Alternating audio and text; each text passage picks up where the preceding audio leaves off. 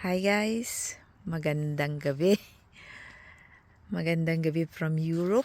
9:30 ng gabi. Maliwanag pa rin dito sa amin. Ganito dito sa Europa. Hanggang 10 o'clock o 10:30, dahan-dahan na yung didilim. Pag mga 9, ayan o, sa taas.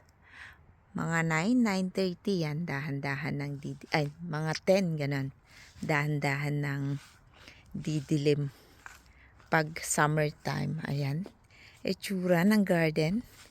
Pag gabi, naisipan ko lang kumuha ng video pag gabi.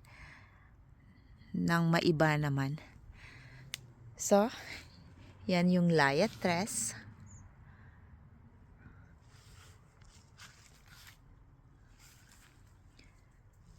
Liatres at sa ibaba nito, ito yung mga geraniums na pag winter, nilalagay ko lang sila sa storage at ilalabas ko lang pag summertime na para hindi ako bili ng bili.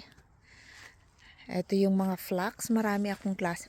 Ang ganda pa rin yung delphinium. Ayan o. Ito, flax. Flamengo flax ata to. Hindi ko lang alam kung anong klaseng flax to. Ang ganda. Marami po tayo ngayong mga cornflower. From seeds to. Marami ako kasing isinabog last year. May sinabog. Ngayon sila nagsisilabasan.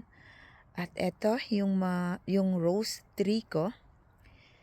Ganda pa rin niya. So, kailangan ko na rin siyang ikat para mag-produce ulit ng panibagong blooms, buds.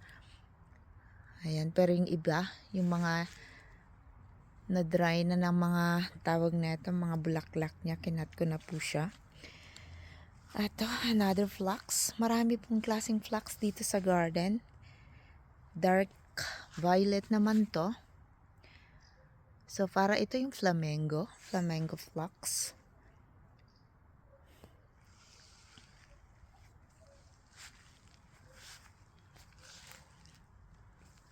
So, mga cornflower. Sasha daisy ko. Ang ganda pa rin po niya.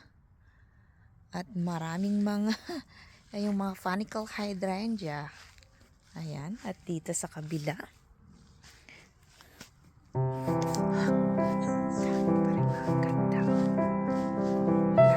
May liatres pa ako dito. Ayan o.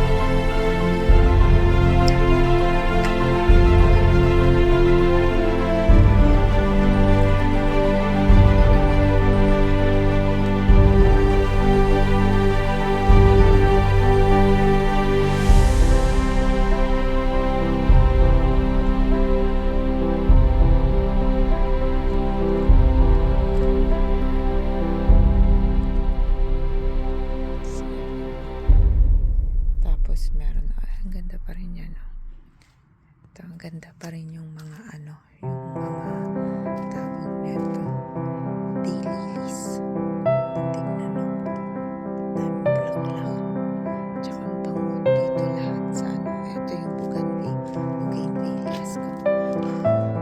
Ang ganda.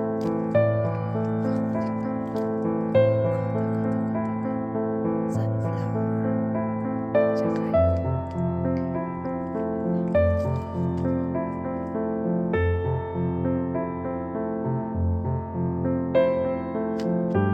oops. Ganda. O, diba? Tapos dito tayo sa ano.